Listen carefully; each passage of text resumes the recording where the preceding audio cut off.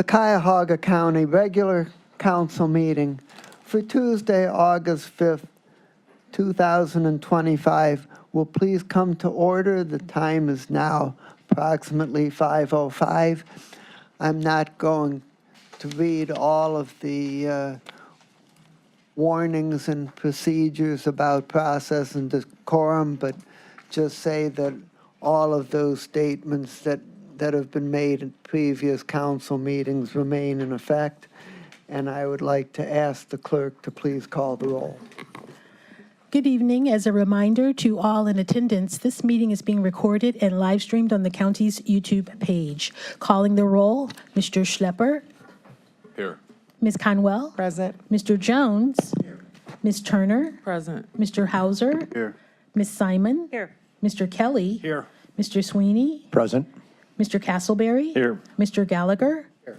Council President Miller. Present. You have a quorum. Thank you. I'd like to ask everybody now to please rise and join me in reciting the Pledge of Allegiance. I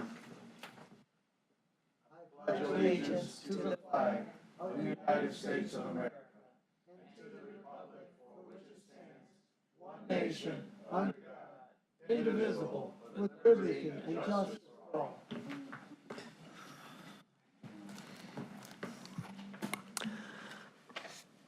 I now invite everybody to please join me in a moment of silent meditation to think about whatever concerns and thoughts are on your heart.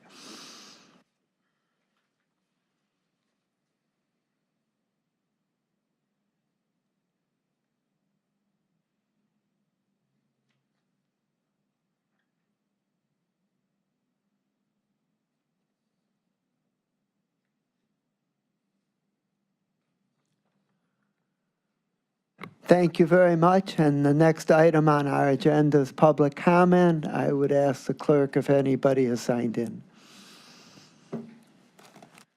Sarah Kolick.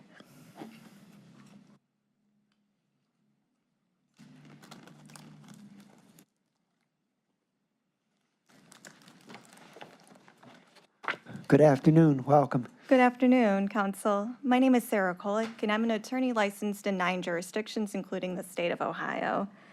I'm a proud Cuyahoga resident, and I'm very proud that my county is considering to pass a ban on the dangerous practice of conversion therapy.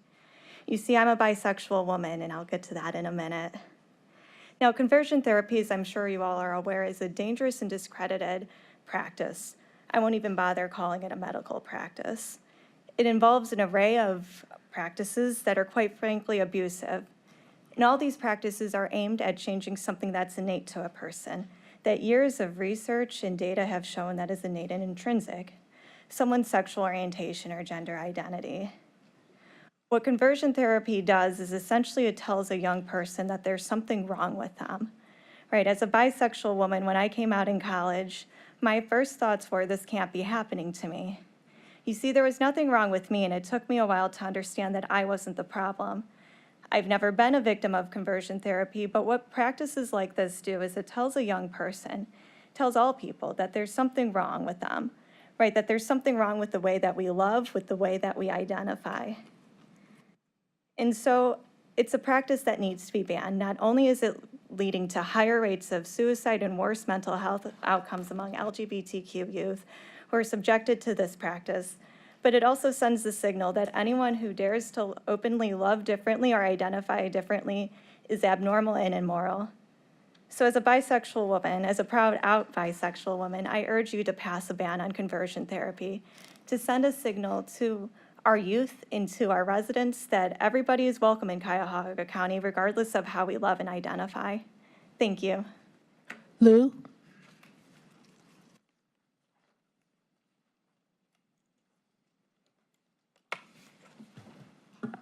Good evening, everybody. Now, round 2.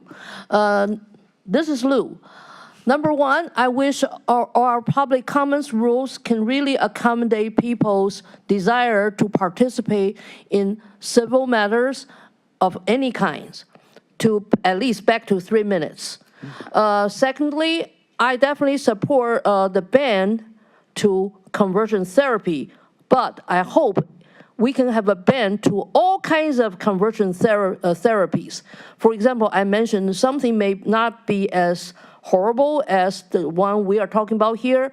You know, we have a conversion therapy. They try to make left-handed people to be right-handed, something like that.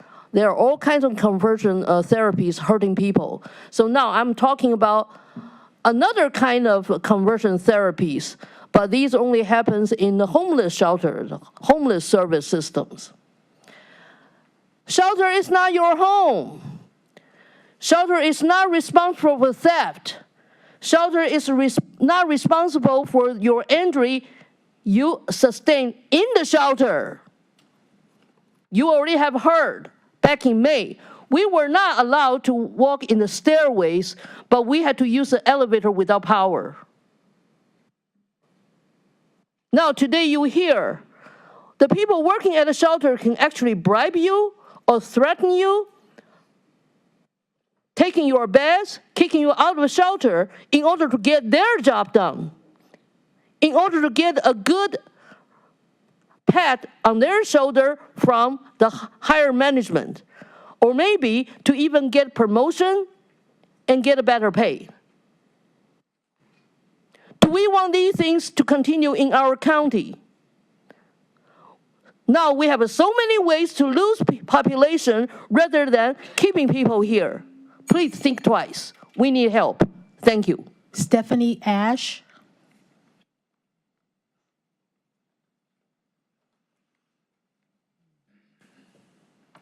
Hello, my name is Stephanie Ash, and I'm a licensed social worker who lives and works in Cuyahoga County.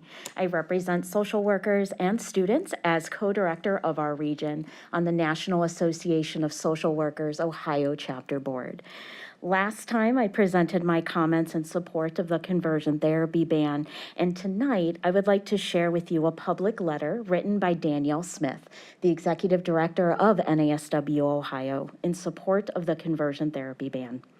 Danielle wrote, as the largest professional association of social workers in the state, NASW Ohio is deeply committed to ensuring that all individuals receive mental health services that are ethical, evidence-based, and affirming of their identity. Conversion therapy is none of those things. It is a discredited and dangerous practice that targets LGBTQIA+ individuals under the false pretense of care.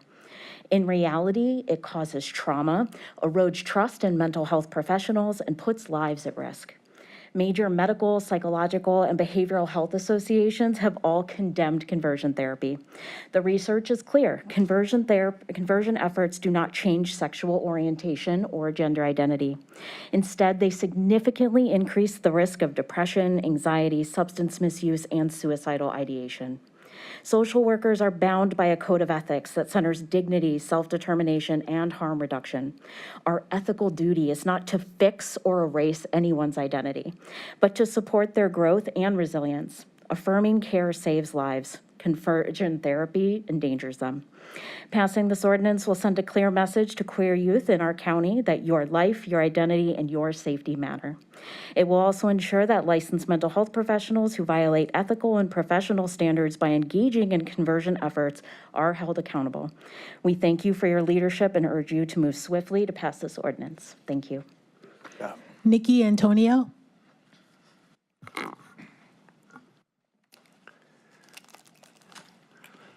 Good afternoon, Senator. Welcome. Thank you. Council President, Vice President Conwell, and members of Cuyahoga County Council.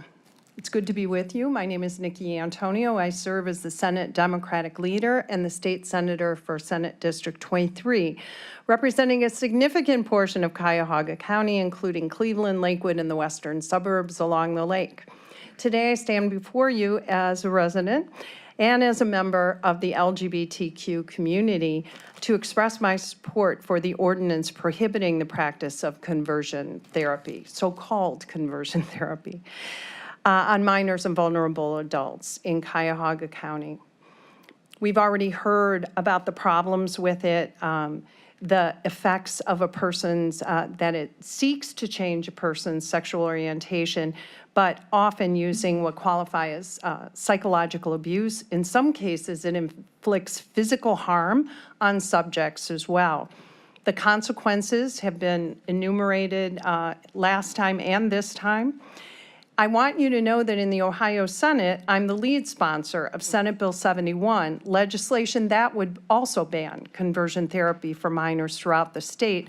And as this bill makes its way throughout the state process, I am very supportive of what it means to have Cuyahoga County. It would be the first county in the state of Ohio that has banned conversion therapy. Really would make a difference for us in our efforts to try to have a statewide ban as well. You already know that there are many cities, Cleveland, Akron, Cincinnati, that have already banned conversion therapy. You know, we can't afford to wait to protect Cuyahoga County's youth from the trauma of conversion therapy and the premise that their very authentic selves are somehow a pathology in need of a therapeutic fix.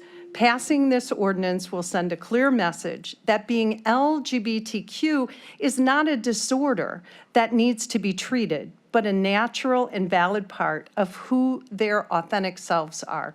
Thank you very much, and I really appreciate your leadership on this. Thank you. Lindsay Meritic.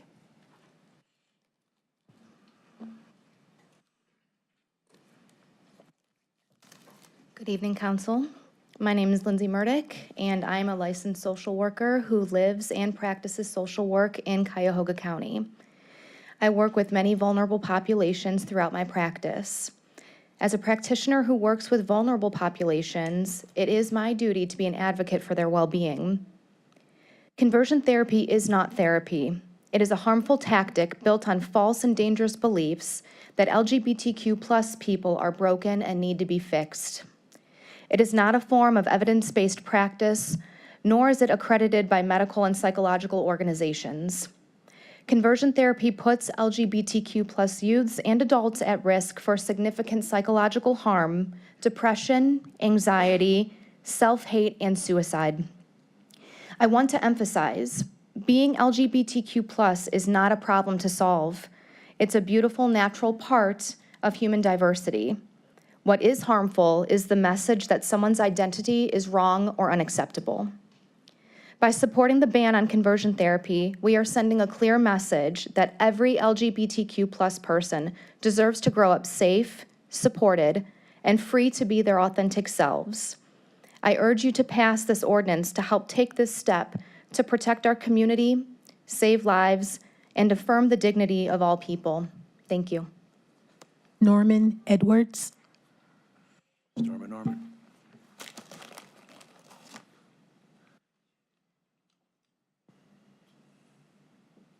Good afternoon, Council.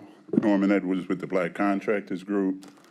This is my 25th year coming down here, fighting for Black and minority contractors since 2000. I'm not seeing much of a change. I'm not happy with what's going on with some of the projects by your owner's rep, Jeffrey Applebaum. I wrote a letter today. I believe that there is contract steering going on, collusion that's been going on. Legitimate Black and white contractors have been left out. And I want to know who's minding the mint. Who's checking the owner's rep? Who's checking the attorney on the dollars? Now, they had something in the paper the other day about Cuyahoga County's credit rating. How much is the jail going to cost? How much can we save? These are our tax dollars, and we're being denied the opportunity to work on the project. What kind of sense does that make? I put people to work that don't have hope and give them jobs so they don't get warehoused to jail. Black contractors will hire Black and minority workers, minority contractors. We need help. We don't need the rich getting richer off of us, okay? Let's do a forensic audit. Let's see how much money the jail can be saved on the jail. County doesn't have a lot of extra money, so why are we letting Jeff Applebaum and his law firm get richer? He doesn't need any money, okay? Thompson Hine does not need any money. Show us how to save money. Show us how to build and be efficient, and let the residents that live in Cuyahoga County work on that project. Don't cut deals and leave us out. Don't build the jail. Just remodel the one that's over there. Stop it now. I didn't screw up the credit rating. We should have learned from the medical mart and other projects. So this is not over with at all. That concludes the public comment portion for tonight's meeting. Thank you very much, and I do not have any comments at this time, and I would call upon our county executive. Thank you, Council Council President. President, Oops. I'm sorry, we need to approve the minutes. Okay, thank you. So we have the minutes from the July 22nd Committee of the Whole and the regular meeting on that same date. Do I have a motion to approve those minutes? Second. Is there It's been moved and seconded. All those in favor to approve the minutes, say aye. Aye. Any opposed? The minutes are approved, and I now call upon the county executive. Thank you, Council President, members of council, good evening. I wanted to first, as we're going to bring about a swearing in here later in this evening, just wanted to one more time, I don't see her in the audience, but thank our director, Sarah Parks Jackson, for her esteemed service to Cuyahoga County as the inaugural housing director, and look out to you guys as the prime supporters of her bringing her on, and I thank you. Her vote back when was unanimous, and I think she proved unanimously that she was ready and up for the job. So I wanted to first publicly thank her tonight, and there will be some occasions to follow where we will publicly recognize her again. But thank you. Just a few quick items. I wanted to thank the entire team at Cuyahoga County, the Health and Human Services team, particularly for organizing Family Fun Day out today on Public Square. It was a great event and great work by our HHS team. Councilman Hauser, I saw you out there. There may have been some other council members out there, but we appreciate you being there and having your son there too. Tonight begins our county fair. Just encouraging residents to get out and see the Berea Fairgrounds and take in the county fair here as it's running this week in Cuyahoga County. It has been running for more than a century. Also recognizing tonight is National Night Out Against Crime. All of your communities, all of your districts, somewhere there's an event being held, and I just wanted to say publicly thank you to our frontline, our law enforcement officers. I want to thank the County Sheriff's Department team that are here tonight and all of our municipal partners out throughout Cuyahoga County for the work they do every day, and also citizens who work together block by block to keep our communities safe with our law enforcement team. Thank you, everybody. Just a very, very big note that was already reported on, but I do need to thank the council, you and our council staff for the partnership with our Public Works team, our HHS team, certainly our juvenile court team, to land the community-based corrections facility for youth here in Cuyahoga County. We were up against some strong competition in Hamilton County and in Franklin County. We won the state's only award, the $30 million award, that will keep our kids who are in our justice system closer to their families. And I messaged the governor today appreciation and the Department of Youth Services as well. And I just want to thank you because you were advocates, your staff was advocates. I appreciate the work to get us that award. It means everything to the families of our kids who are in our justice system. And so kudos to Cuyahoga County and to the all-team effort that made it happen. Thanks for the partnership. That's all I got. Thank you very much. I'd like to take just a moment to note that Lakewood City Councilman Tom Bullock is present with us tonight. Thank you for being here. Legislation introduced by council. Committee report and consideration of a resolution of council for second reading. Resolution 2025-0232, awarding a total sum not to exceed $25,000 to Community Housing Solutions for the home repair program from the District 11 ARPA Community Grant Fund. This item will move to the September 9th, 2025 council agenda for consideration for third reading adoption. Committee reports and consideration of resolution of council for second reading adoption under suspension of the rules. Do I have a motion to suspend the requirement for 3 readings? Mr. President, I move to suspend the rules. Second. It's been moved and seconded to suspend the rules. All those in favor say aye. Aye. Any opposed? The rules are suspended. Resolution 2025-0217, adopting various changes to the Cuyahoga County non-bargaining classification plan. Moved. Second. Walter, not Walter, it was presented before, Albert presented this before Cuyahoga County Council, HR, and it was passed unanimously. I ask my colleagues to support it. Seeing no further discussion, all those in favor of adoption say aye. Aye. Any opposed? Resolution is adopted. Resolution 2025-0244, again adopting various changes to the Cuyahoga County non-bargaining classification plan. So moved. Second. Similar for this one, routine changes, explained well, and passed out of council or committee unanimously. I'd ask my colleagues to support this. All in favor of adoption of the resolution say aye. Aye. Aye. Any opposed? Resolution is adopted. Ordinance, I'm sorry, go ahead, you should read that. Committee report and consideration of an ordinance of council for second reading. Ordinance 2025-0003, amending sections 501.15, 505.03, and 1501.03A, and enacting section 1501.08 of the Cuyahoga County Code to prohibit the practice of conversion therapy on minors and vulnerable adults.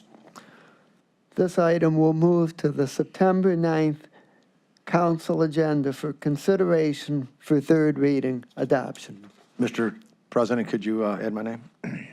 Please add the councilman's name. Ann Turner. Ann Turner. You can add my name. Is that it? Thank you. Okay. Committee report and consideration of an ordinance of council for second reading adoption under suspension of the rules. Is there a motion to waive the rule for 3 full readings? Mr. President, I move to suspend the rules. Second. Been moved and seconded. All in favor of suspending the rules, say aye. Aye. Any opposed? The rules are suspended. Ordinance 2025-0001, amending section 714.02E of the Cuyahoga County Code to prioritize municipal corporations and townships in Cuyahoga County when evaluating applications to the Cuyahoga County Community Development Supplemental Grant Program. Mr. President? Yes. Sure, thank you. So this, Would you like to make a motion to adopt? to adopt. Yeah, Second. motion to move. Okay. Who seconded, please? Thank you. Thank you. Thank you so much. So this supplemental ordinance, a substitute, comes out of the original CDSG legislation, which was passed by council many years ago. The history of this is that we had casino revenue dollars, and council had an opportunity to decide where those dollars are going to go. Originally, they were going to be downtown, and because the council thought they should be dispersed out into the communities, especially to try to complement CDBG dollars.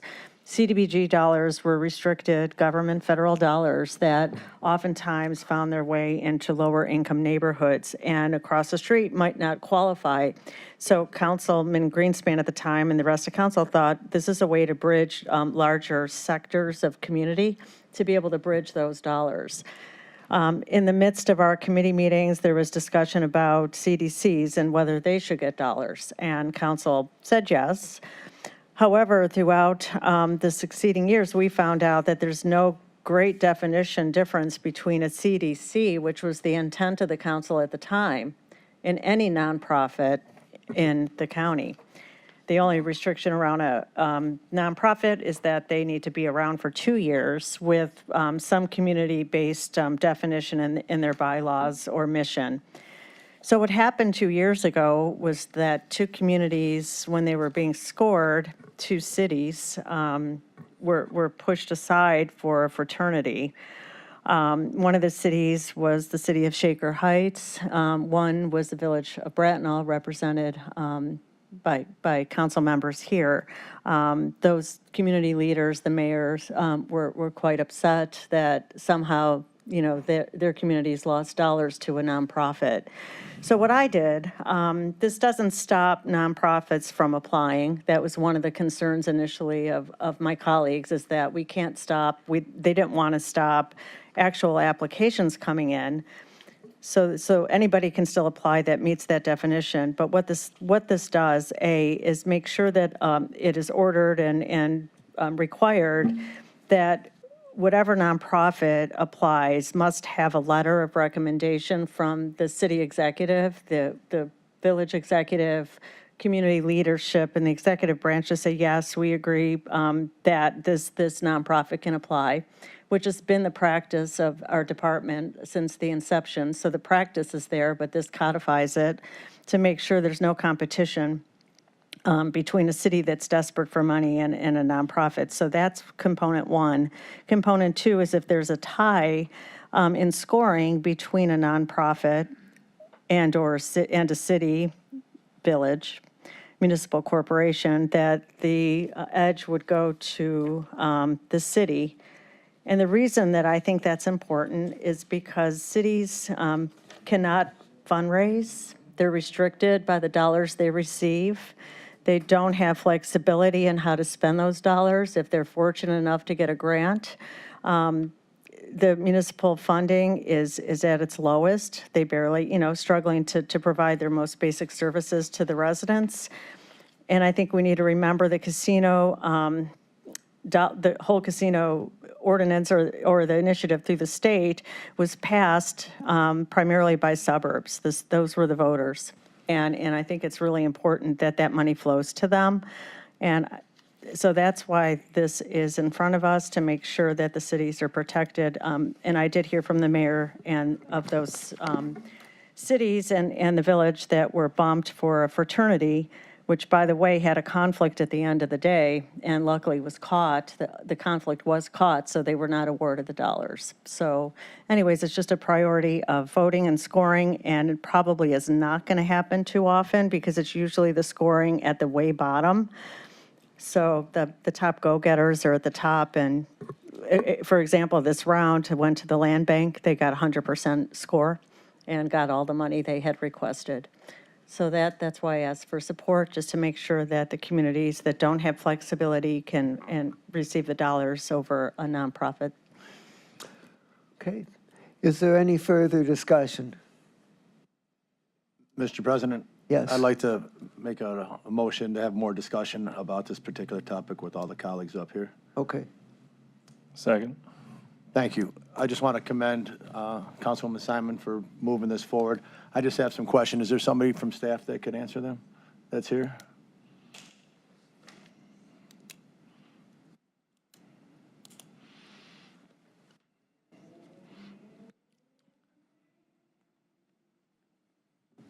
Michael King, council staff. Thank you, Mr. President, to our illustrious, awesome staff, Michael.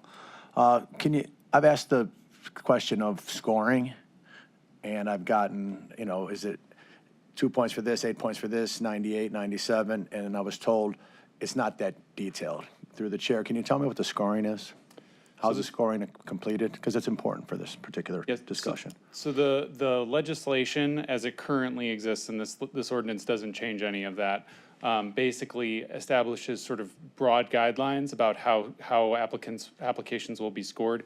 The actual numerical scoring is established by the Department of Housing and Community Development. I don't have details as to what those scoring criteria are or how what weights are assigned to each of those.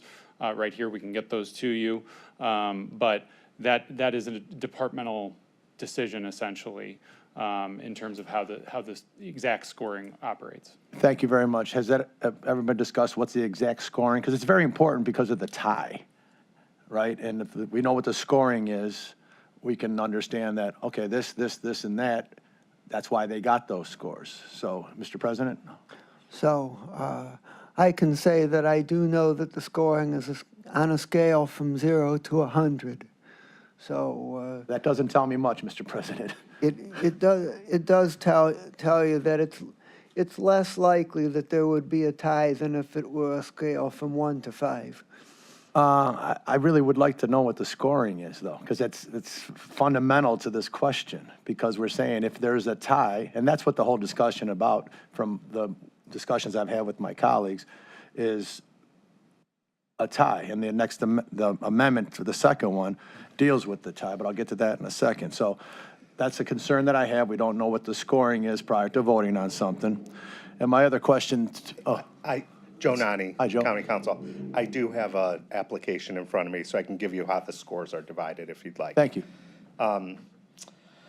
For, the description is called activity program description. That's 35 points max.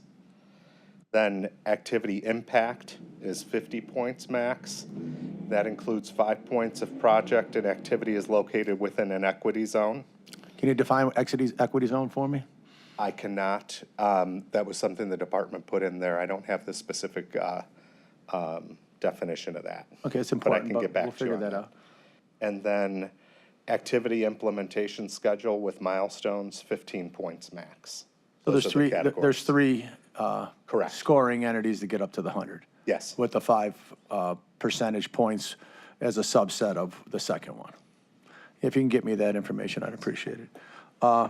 Through the chair, with the municipality, with a nonprofit within a municipality, like to say the city of Cleveland, right? Can they apply for a nonprofit to give them the higher ranking? To the council. Or the preferred ranking, I should say? So the application, or the program limits one application per entity that's applying. So the city, if a city applies on behalf of a nonprofit, which theoretically they could do, I think, then that would be the city's application for that round. Got it. So they wouldn't be able to apply on behalf of multiple entities. But nonprofit community development corporations still have the ability to apply individually, in their capacity as independent entities. Through the chair, with the executives or their designees letter of support as in amendment number 1. Correct. Okay. Historically, through the chair, what has, but the division, you said there's 30, and because it's the math of 50 and 1.5, right? Correct. So there's 1.5 million annually that goes towards this program. Each award is capped at $50,000. So assuming all applicants get the maximum amount, then that's basically 30 applicants are potentially eligible for funding. There have been some years where we haven't had 30 applicants. There have been years where there have been more than 30 applicants. I don't have a breakdown individually as to cities versus CDCs or other nonprofits, but I'd be more curious about district instead of cities. yeah, and CDC. we have that information going back several years. I don't have it in front of me, but we do have the applicants and the scores for past years available. Okay, and just on the ties, right? Because we're always talking about the 30 and 31, because I talked to my council president, and but when you make legislation, right, the words mean something. If 60 people or 60 entities apply, the more we talk about it, the more people are gonna, entities, either nonprofits or municipalities or townships, are going to be interested in $50,000. That's a lot of money for municipalities or nonprofits. If it gets, I imagine it's gonna get more competitive, more applications. If there are 60 and 60 all score the same, there's 60 ties. Nonprofits would get 0 and the municipalities and the townships would get it all? Would that be accurate? Your hypothetical is if we have 60 applicants and they all score exactly the same. Yeah, I can see it happening. In that scenario, theoretically, I think, the language does say that the department shall prioritize applications from municipalities and townships ahead of not-for-profit community development corporations. There may be circumstances in there where they might be able to again, assuming that all of them are applying for the full $50,000, where in conversation with some of the applicants, there might be a way to divide up some of those awards so that more applicants could potentially be eligible to receive funding. This doesn't, I think, preclude that outcome, but yes, theoretically, if they're applying the maximum grant or awarding the maximum grant to the top 30 applicants, then that's how it would operate. That would be the outcome. Correct. And just on the amendment, would it be more accurate to say, in the event of scoring application results in a tie, the department shall, instead of prioritize, award applicants received by municipal corporations and townships in Cuyahoga County instead of not-for-profit communities? Those are stronger words, because that's what the reality is happening, right? The one clarification I might make on that is that ultimately council makes the award. That's true of this program as well as, all the various contracts and grants that the county typically awards through the council process. So technically council is making the award. The department would recommend that award. And through the chair, to, what words you use typically? The council has the authority to do so. Have we ever done it? Changed it? At the time you've been here, both since? I'm not sure. If it has happened, it's relatively rare. Very rare. So I'm just doing this on purpose because when we pass legislation, we think we know what's going to happen. And we all talked about the 30 and 31. I'm good with that. I'm good with, at the end, trying to make 30 and 31 work. But this legislation opens the door for the potential of 60, 70, 80, 100 people, 100 entities. I want $50,000. The more we have, the more ties we have. So it will be dangerous to the nonprofits if it goes this way. I can see the word on the street, hey, municipalities, let's go, let's go, let's go. Because we have 59 of them, right? Correct, yes. So 59, all 50. So I opened the discussion up. So thank you, Mr. President. Okay. Any other discussion? Yes, Councilman Hauser.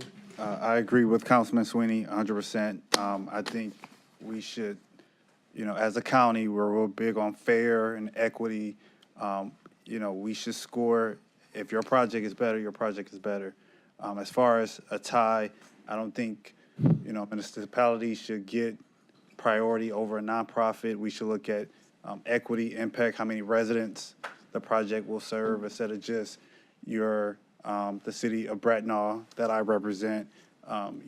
You can get it over a nonprofit. I think this weakens the competitiveness of this process, and I think, I think I'm not even sure this was an issue, but if to Councilman Sweeney's point, if you have 60 municipalities, does all the nonprofits not get any funding? And so I will be voting no. I'm interested to see an amendment to this legislation, but I don't think this is best practice, especially from an equity standpoint. Thank you. Mr. President, I just have to say that we're talking hypotheticals, and there is a danger, you're right, when you legislate. And the danger of what this produced is a fraternity getting money over the city of Shaker Heights and the village of Bracknell. And in my mind, that's not acceptable. That it's tax dollars. When there's a tie, the municipality should get the edge. And the reason for that, if we're talking equity, is because the nonprofits have the ability to fundraise, and that keeps getting lost. The cities are restricted. I've worked at a city. I was on a city council for 12, 11 years. They get tax money that's restricted, Mr. Hauser. They don't have flexibility with dollars. I sat on okay, you're going to argue with me? I sat on a council for 11 years. Please. Is that what you want to do? You're interrupting me, is what you're doing. You think it's funny? Please. We speak at once. Please. Mr. Hauser. Hold up, everybody, please. One at a time through the chair, please. We need to have an orderly discussion. We're just going to hear what everybody has to say, and then we're going to take a vote, and the majority wins. That's how we do it here. Thank you. And Ms. Turner is next. Okay. Thank you, through the chair. Without getting too deep into the weeds of this, I do not support limiting nonprofit organizations from applying for the Community Development Supplemental Grant. Nonprofits are essential partners in serving our communities, especially those that are historically underserved. It is my opinion that municipalities already have access to multiple funding streams, including federal CDBG funds. And if a nonprofit scores higher in a fair and transparent process, they deserve to be funded. Equity, not politics, should guide our decisions, and we must fund the best ideas, not just the biggest institutions. I yield back to the chair. Mr. Chair, to make a correction to my colleague, no one stopped from applying. That's not what the legislation says. Any nonprofit can apply. I think, so I want to just make that clear. Nobody stopped from applying. And there's severe restrictions around CDBG money, severe. Any further discussion? Well, if I may, just a final point. We're talking about nonprofits, especially grassroots and Black-led organizations. They do not typically qualify for CDBG funding, which is reserved for the cities, true, but didn't this body pass some legislation in the past that allowed that to be? Through the chair, what, to allow what? I'm sorry. For nonprofit organizations like a fraternity to be able to be eligible to apply for these type of funds? For these funds or other funds? These funds. These funds, we set this up for CDCs, but somehow through the course of time. So this body did not Well, pass it's any previous nonprofits. It's legislation? for nonprofits. They're allowed to apply. This okay, Okay. listen, this is a philosophical All right. difference. I think the Okay, tax I yield dollars should can I have my flow. time back? I claim my time. Go ahead. So I just feel that this is a dangerous precedent that's being set, because when we talk about fraternities, we are also including race into this. I represent Shaker Heights, and framing this as an outcome, as a loss for the cities, implies that Black-led or community grassroots organizations are less deserving. So, as I said, I would not be supporting this legislation for those reasons. Thank you. So I'm going to add a few words of comment that I do support the legislation, and that it's a very narrow piece of legislation.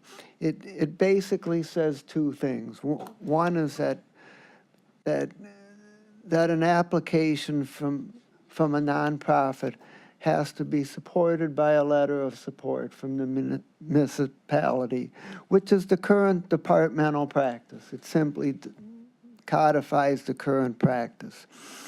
And secondly, if there's a tie, the director testified that their usual practice is to try to find money so that everyone who's tied can be funded. And if a situation were to arise where such funding wasn't available, then the municipality would get preference. On a 100-point scale, I think this is a relatively rare set of circumstances, and I don't think it's an excessive requirement. So I support the legislation, but it's up to all of my colleagues. Any further discussion? Councilman Jones. I think he's passing it to me. My issue with the legislation is the tie between the nonprofit and the city. I don't think that is, it may happen. It may have happened already. But to say one over the other, I think is not an equitable stance. Wonder if we flipped it and said we're going to take precedence over the nonprofit versus the city. And I think there would be some of my colleagues that would have a problem with that. And in terms of the 2 points that my colleague made, city can't raise funds, and then suburbs primarily voted for the casino dollars. Well, I only have a issue with the second statement, which suburbs primarily voted for the casino dollars. Well, suburbs have voted for metro parks for many years, and our Black communities have not had metro parks, but we had to still pay our taxes for the metro park. So who voted for who and who voted what, we all in this county know which areas vote heavily than others, depending on the issue. So I just don't think that comment is going to fly with me in terms of that they should get it over someone else. So I'm opposed to the legislation just on the tie, the written verbiage in there. You stated that our community development director already determined whoever based on what they heard in that room. It might have been the city that made a better point or a scoring versus the nonprofit, or it might have been, depending on what that thing was, it might have been the nonprofit. So we already have the practice, so I'm saying I don't know why it needs to be written in there. I turn it back to you, Mr. Chair. Councilman Sweeney. You want it, Purnell? I'll go. And then I just want Council- to follow. Councilman Jones. Thank you, Council President. So we know these CD, and I agree with Council Simon in the concept that these CDSG dollars were created years ago for us to help cities, help municipalities, villages, and townships. There are 59 of them, Cleveland being the largest of them. Every city that applies, simply their mayor and their department that applies for it. But Cleveland is the largest city in this county. There are CDCs who are under the umbrella of the term nonprofit. So as we're talking nonprofit, under that, CDCs are the ones that actually represent the city in applying for these dollars. And that is the way it has always been, and it has been successful over the decade-plus years that we've done that. These CDCs are, I won't even go into naming them all, but they're on the east side and the west side of Cleveland. But these CDCs do the work that every village that rightfully deserves these monies, like every other city. They're making master plans for the city, dollars for rehabbing community centers, road work, a playground, all of these things. What you don't get is the mayor of Cleveland applying for dollars for a playground. That's where it's done by the CDCs. That's the way it's always been done. So whether you agree or disagree around a sorority having applied, and maybe this started around that, what we can do is try to fix a problem and then turn around and remove the ability of the CDCs from the city of Cleveland from being on an equal tier with every other city that applies. And that's what this amendment is doing. It is making a second-class citizen out of nonprofits, CDCs, in the city of Cleveland, that they no longer, that they would lose in the event of a tie, regardless of how rare it might be. If a tie happens between any CDC in the city of Cleveland and a first or second ring city, well, then they would lose. It says the city would lose. I'm sorry, not the city, but the CDC would not, they would lose. But that is not how the administration has handled it. The administration is always, in the event of a tie, they said, well, they all scored well, and it's a tie. We're going to use the dollars that we have to fund both. And if they don't have the dollars, then there has to be some other mechanism, another dollar resource. This amendment that's put before us would take that ability away from the administration and say, no, you must choose between two, dividing the villages against the CDCs. Just as the first part of this amendment says you provide a letter from your city, and we're just codifying, my amendment would do the same thing, codify what the administration is already doing in that scenario. If a tie comes, then they will seek the dollars to they have the opportunity to seek the dollars to award both winners. That is what is, I believe, is appropriate and not second-class citizenizing, if that's a word, the CDCs when they have always been on an equal tier with the other cities in this community, other 58 cities in this community. That is what is inclusive, making sure what the administration already does is protected, and they have that opportunity. So that is why the amendment that I'm looking to put forward will simply say what the administration is already doing. Although Councilwoman Simon's amendment says they must choose between the two, my amendment says alternatively, they may still consider funding both. And I'll say this, because I do understand villages genuinely depend on this council and this administration more so than a lot of other communities. And I'm not unsensitive to that or unaware. This body, when this legislation comes forward, we still have the ability as council to take a piece of legislation and not just vote yes or no, but we can amend. We can add money. If the administration comes and says 3 cities tied and that's $50,000 per, $150,000, but now 5 cities have won and tied. Well, instead of doing 150 and splitting it 3 ways, you split it 5 ways. You can divide and get 30,000. They can do that, and they have done that.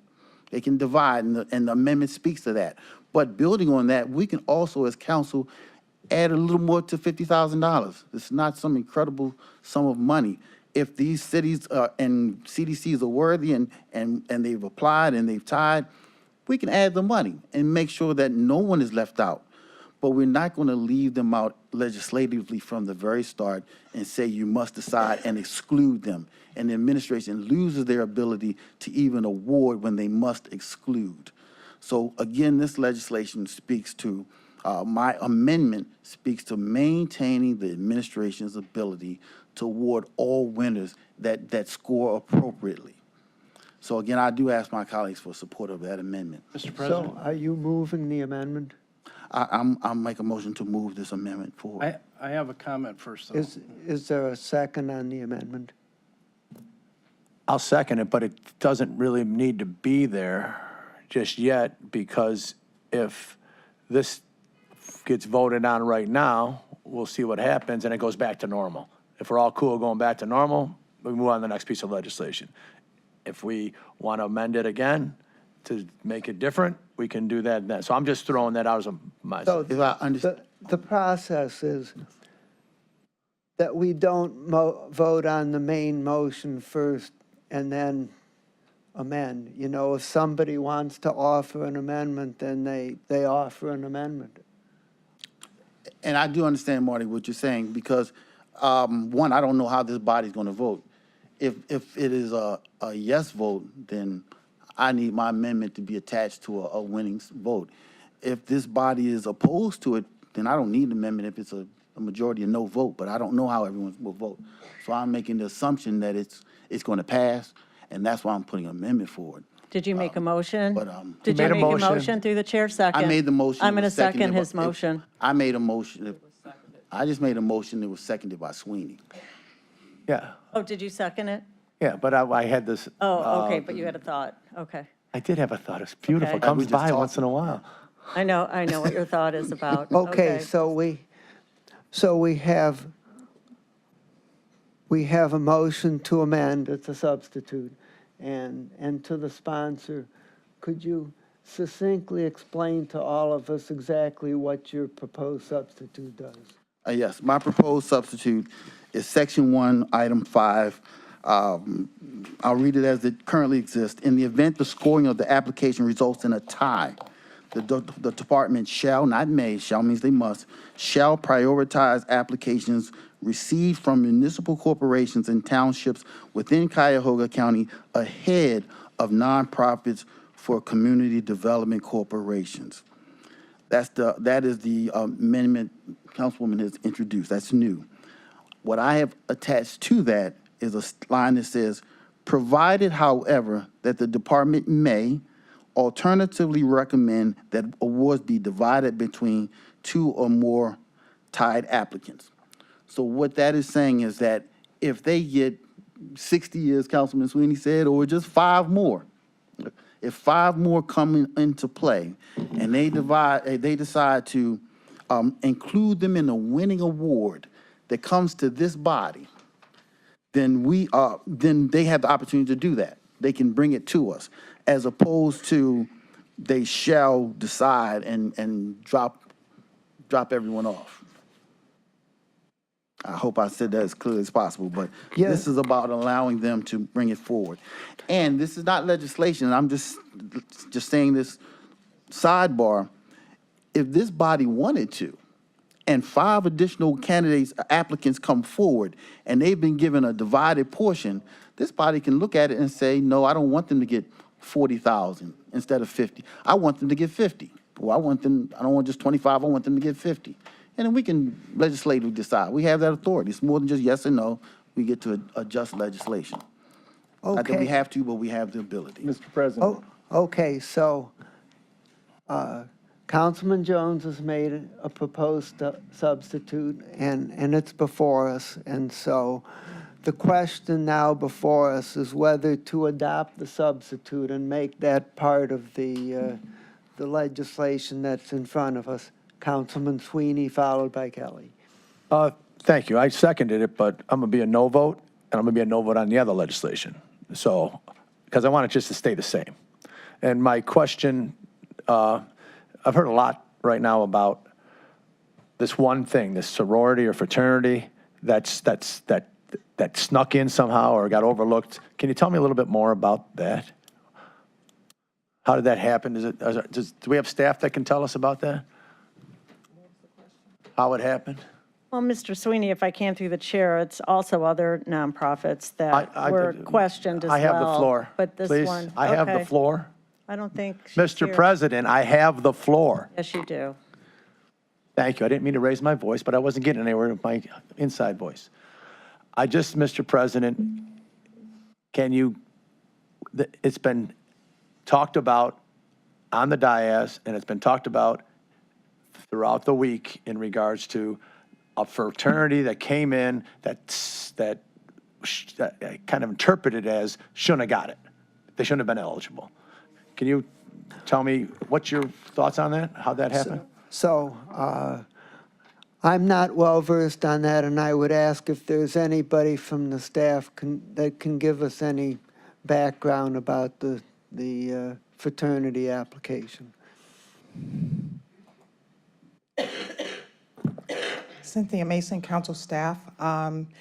The CDSG process actually mirrors the CDBG process. So in the legislation, the evaluation, application, RFP solicitation, informational sessions, or shall I say, conference where applicants can come and hear about the process and the application, that's all mirrored with the federal funding as well. So the applications are actually submitted through the Department of Housing and Community Development. No one's barred from applying. So any nonprofit or, municipality or village can apply. Once those applications are received, then the Department of Housing, their staff actually goes through the process, vets the applications along those federal guidelines. So there's a criteria that is established as far as publishing your intent to do this type of project. You need to have public comment meeting within a certain amount of time. There's very strict criteria that needs to be met. And very few people, shall I say, out of all the applicants actually make it to that point.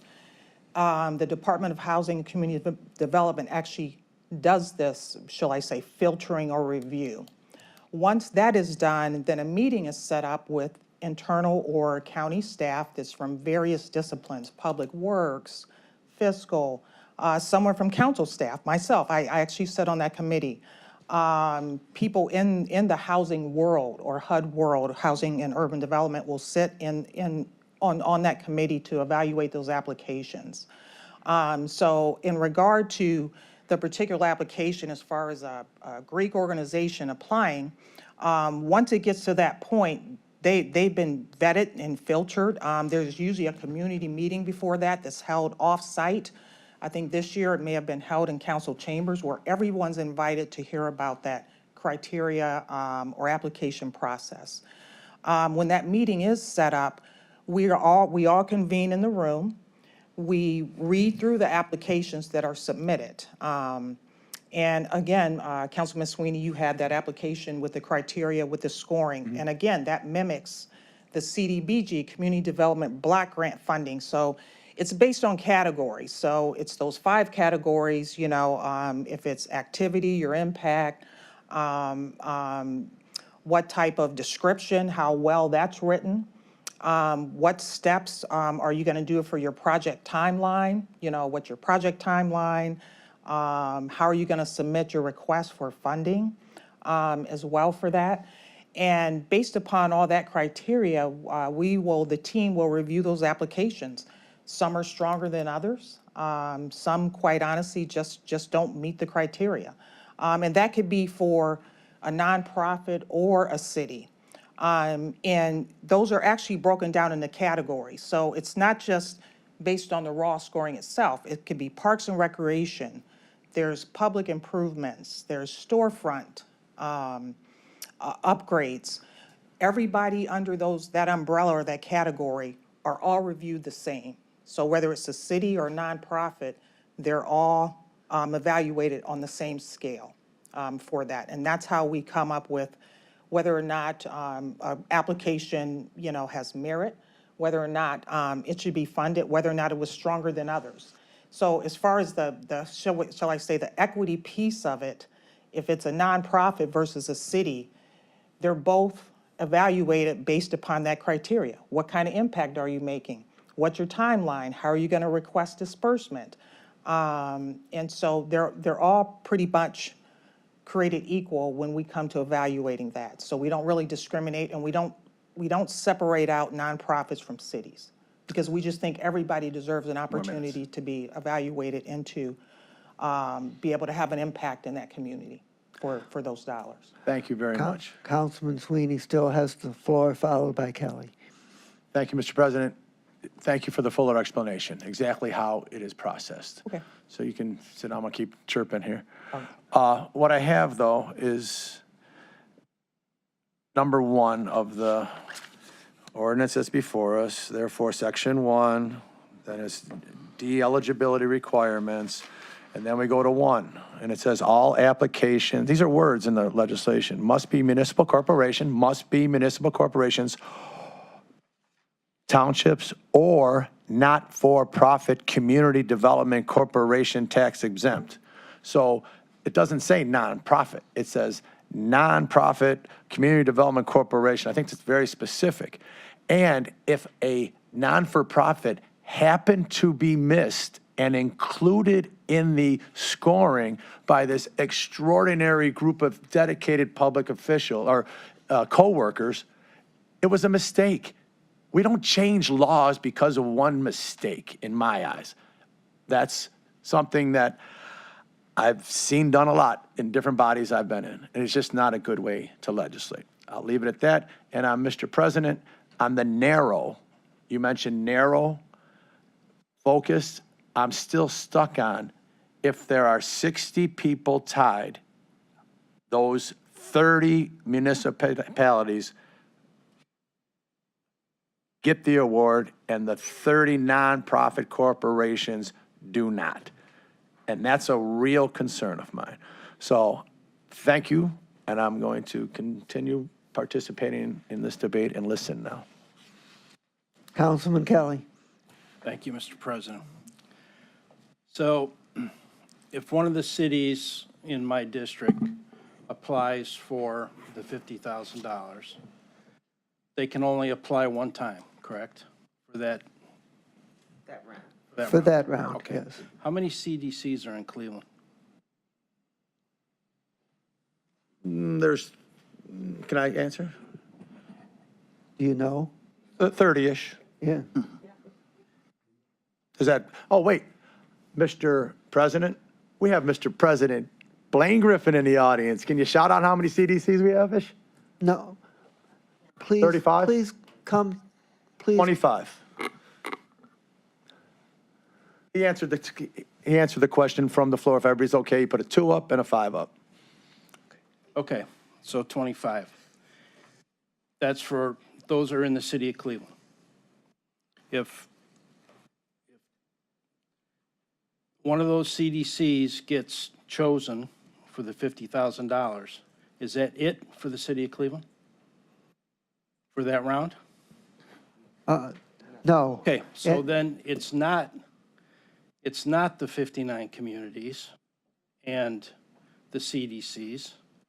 It's the other 58 communities and 25 more CDCs that are applying for that money. So it's not the same thing. It's not the same thing. And I support the original legislation. Thank you. Council. Oh, no, go right ahead.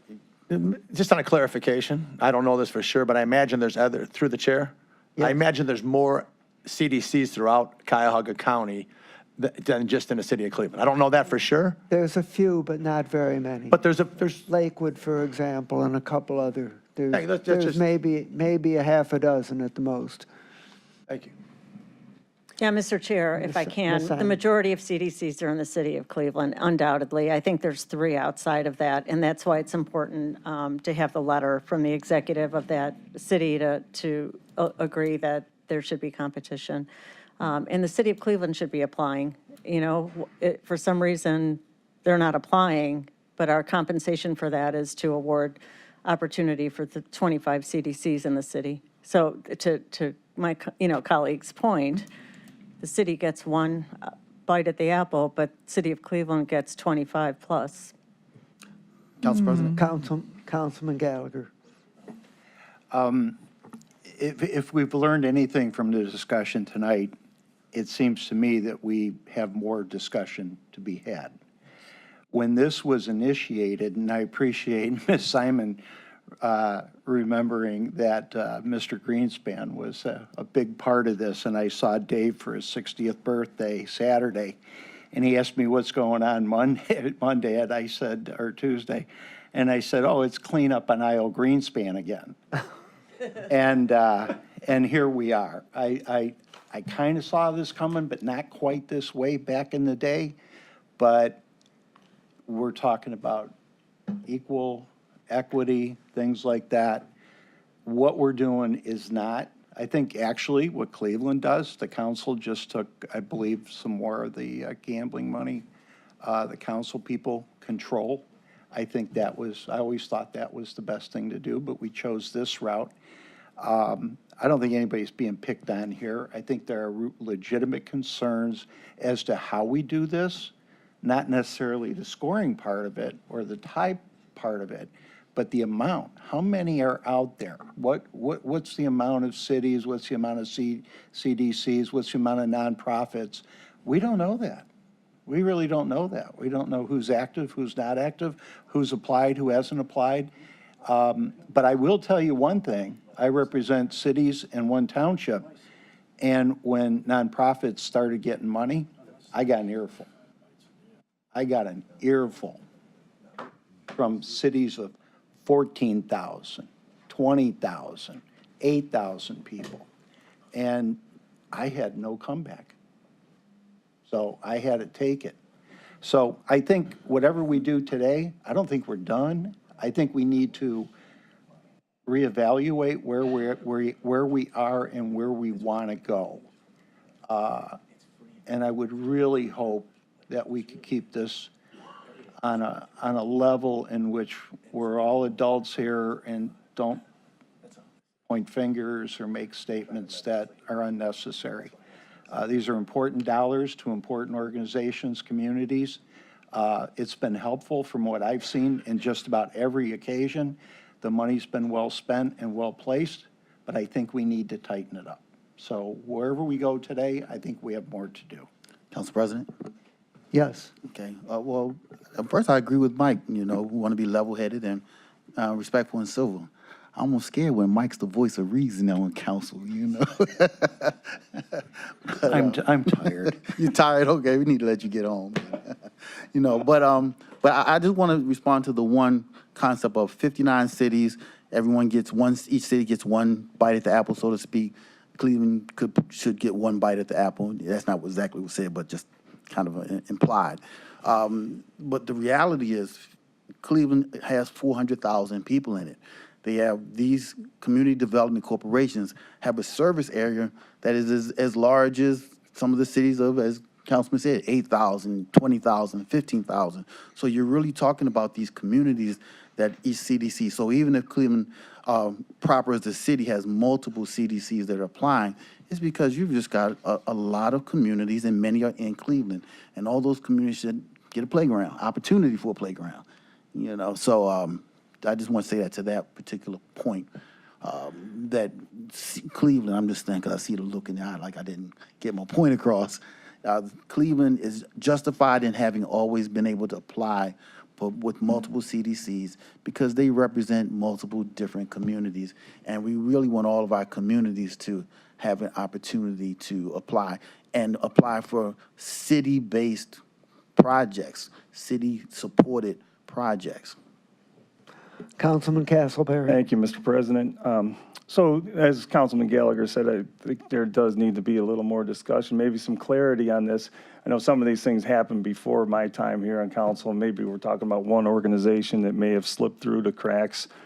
So, you know, if they shouldn't have gotten consideration, it was a mistake. But let's say, you know, we have, I don't like the idea of separating and considering a community development corporation that's working on behalf of their residents that's, you know, different from a city.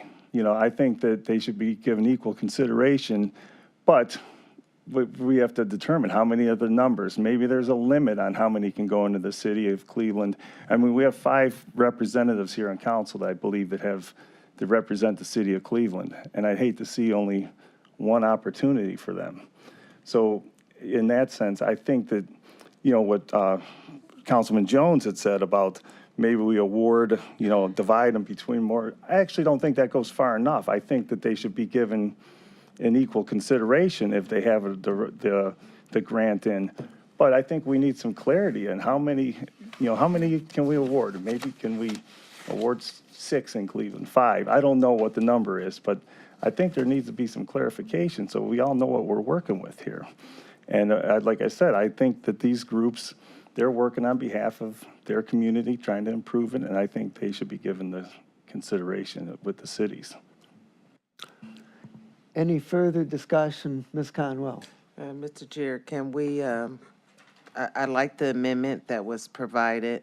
Can we move forward to a vote just for this CDCs? I think the amendment to Councilwoman Simon's amendment is fair. I mean, there's not many ties that happen, and this just, instead of putting one over the other or vice versa, is basically saying we're giving it to the community development to determine what they've been doing all along. Okay, so to the sponsor, Ms. Simon, can you tell us whether you're willing to accept Councilman Jones's amendment? Thank you, Mr. President. I think as a compromise, that makes sense, and I just want to clarify that my position isn't that these nonprofits should not have been awarded, or that's not the position. It's a matter of what the legislative intent was when we passed this, and what I've seen matriculating through this body is there's new people, and there's a shift of what the priority is or the intent of the legislation. I just know what the intent was when we passed this, and what that legislative intent was to support cities, municipalities, villages, and CDCs. But what's changed is now we have this open door to nonprofits, and that is where I took a position of being an original council person, and we were protected of these dollars to make sure that all the communities that we represented were served. And the compromise back then was the CDC. So it's not that they shouldn't be awarded, and this is certainly not a racial issue, I have to say, because the suburbs are diverse. We have a lot of communities, so I take objection to that comment. But this is more just a legitimate way to support communities that lost tons of funding. They lost the estate tax, they lost the local government fund, and all of us who served on a legislative body, whether it was on a city council or a state rep position, understood that, and that's why we came out with this legislation, as it were. So we saw firsthand what happened to cities when they lost that. It was devastating, and this was a way for us to help compensate that loss from the state. So that's my perspective. I'm very cognizant of the challenges of the cities we represent, and I want to make sure that we can fortify them as much as we can. We've had other dollars running through this council in all kinds of ways through ARPA, and that's wonderful. But this is a different flow, a different source of money. So Councilman Jones's substitute of my legislation is a compromise, and I think that would work. I think that helps, and I think we need to make sure that the executive letter is in there as a part of this ordinance. Mr. President? Okay, yes, May I make a comment? yes. Can we put it to rest one way or the other? Is a non-for-profit eligible to apply for this? Then why does the language read not-for-profit community development corporation? Through the chair, unless you want to answer it, Mr. President. Please. So, my understanding is that a nonprofit organization can apply, provided that they have some reference to doing community development-related work in their charter. That's my understanding of the technical language, the way it's been applied. Thank you. The way it's been applied, technical language, all I care about is the language in the legislation. And it says, for the fourth or fifth time, not-for-profit community development corporation tax exempt under 501c3. Is that a difference than a nonprofit kind of acting like a community development corporation? Mr. President, if I can. I'm asking. Oh, he's trying to answer, or get Mr. King. I would like. Yes. Michael, please. Michael King, council staff. As this was actually discussed at length, I think, in committee, the challenge when this program was originally established is that there is not a bright line legal definition of what a community development corporation is as distinct from a nonprofit. So what was put in the legislation was a not-for-profit community development corporation. I think a lot of people locally have a general understanding of what a CDC or community development corporation is, but that isn't a legal designation. There's no requirement or criteria that we can put in place to say you're a recognized CDC and you're not.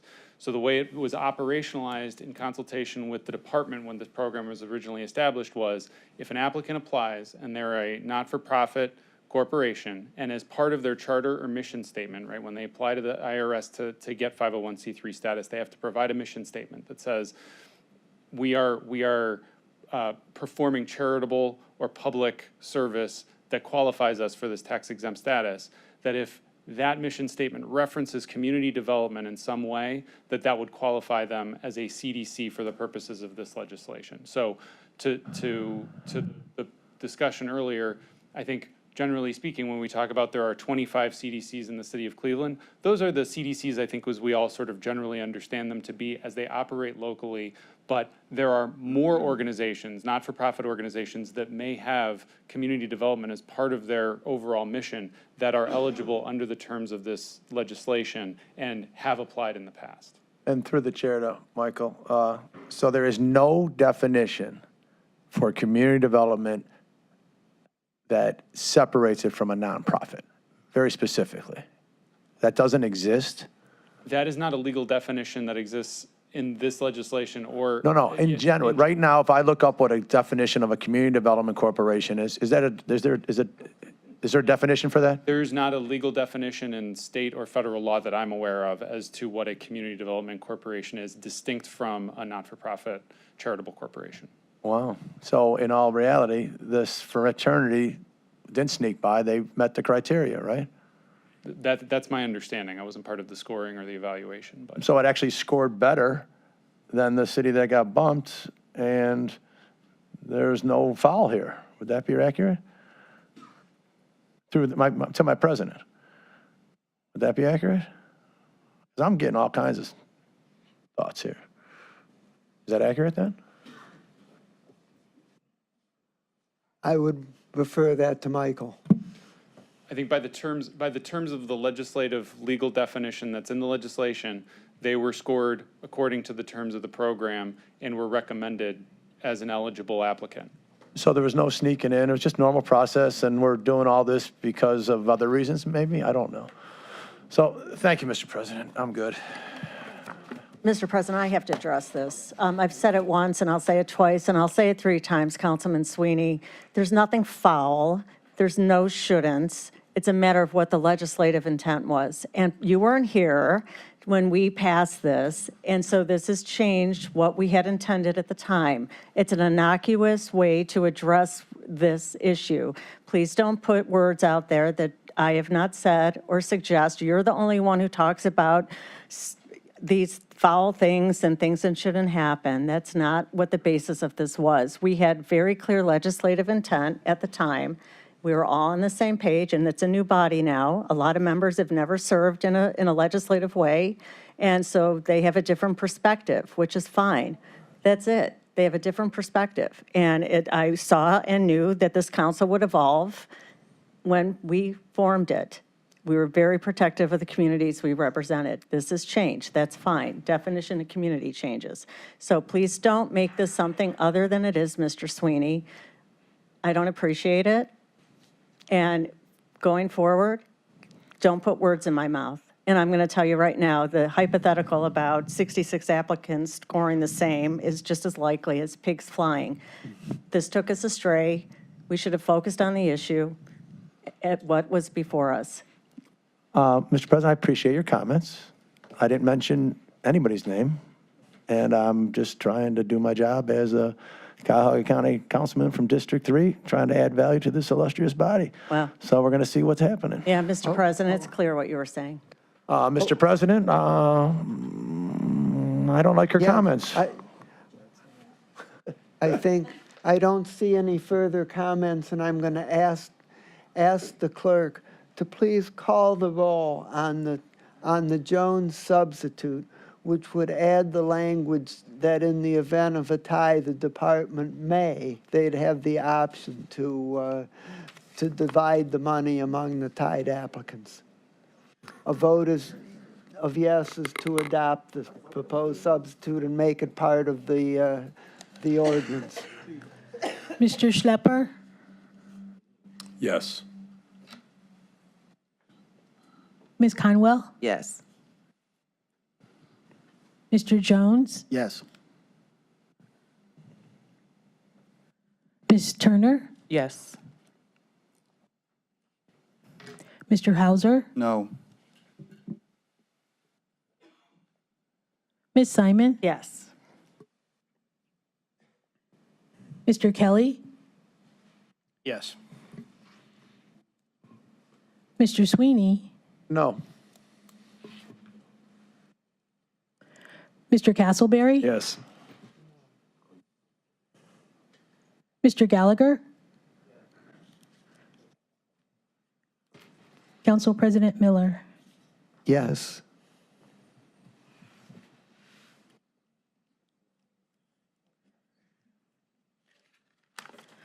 The motion carries with 9 voting in the affirmative and 2 casting dissenting votes. Okay, so the substitute becomes part of the proposed ordinance. And is there any further discussion on the proposed ordinance? Seeing none, the clerk will please call the roll on the ordinance as substituted. Mr. Schlepper? Yes. Ms. Conwell? Yes. Mr. Jones? Yes. Ms. Turner? Yes. Mr. Hauser?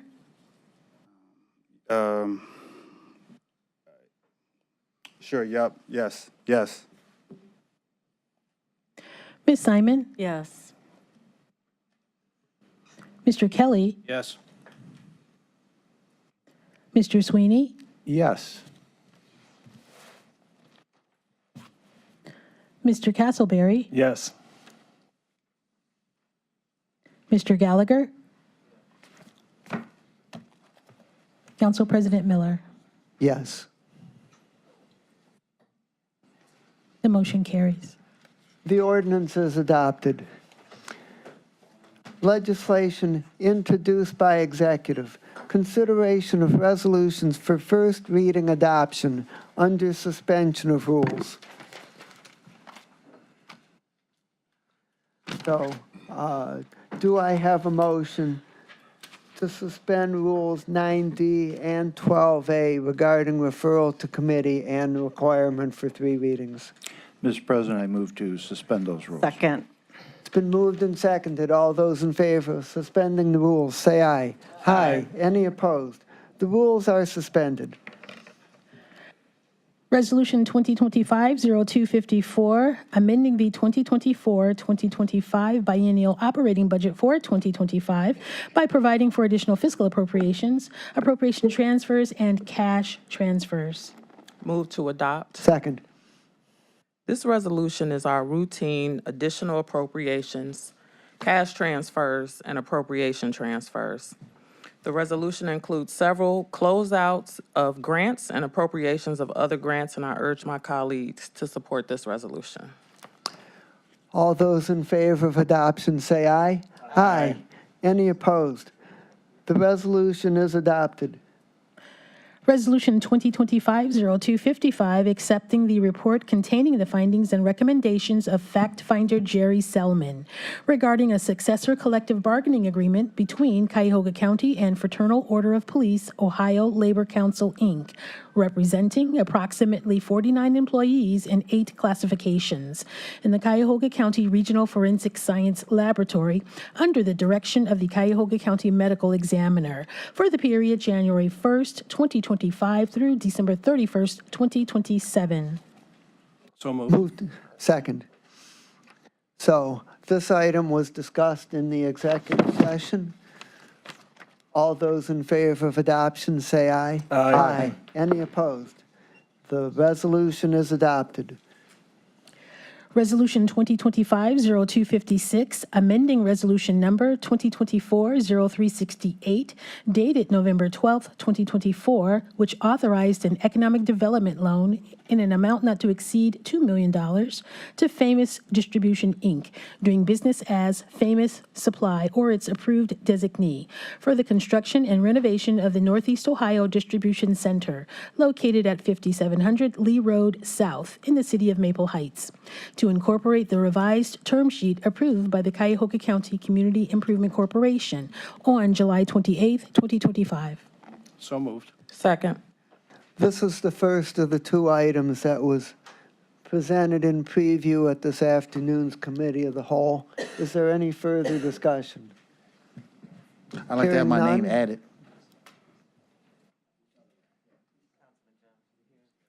And Turner. Did you get the names? Councilmember Conwell, did you want your name added as well? Okay. So it's Councilmember Jones and Councilmember Turner, Okay. correct? Okay. All those in favor of adoption, say aye. Aye. Any opposed? Resolution is adopted. Consideration of resolutions for first reading and referral to committee. Resolution 2025-0257, authorizing the county executive to accept dedication of land for Grand View Drive in the sanctuary of Olmsted and the preserve of Olmsted subdivision, located in Olmsted Township as a public street along the established setback lines, rights of ways, and easements. So this is the second of the 2 items that were discussed in preview in the Committee of the Whole.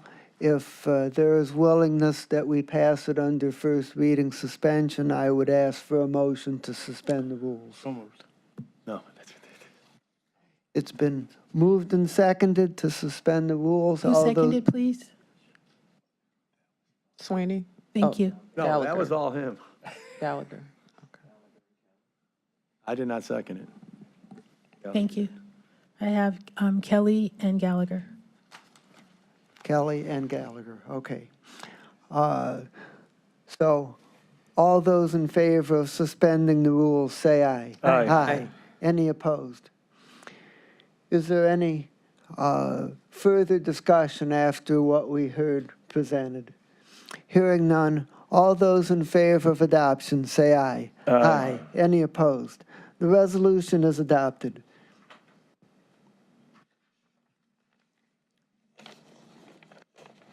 Council President, can we just go back for clarification? So the motion to suspend was Kelly and the second was Gallagher. Correct. Who made the motion to adopt? Sweeney, so moved. Second. Thank you.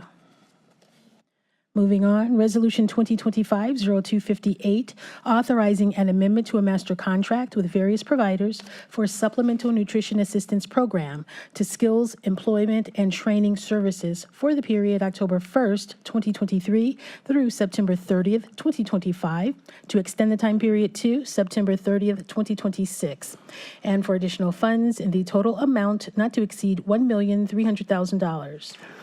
Effective October 1st, 2025, for the various providers listed on the agenda, A through G.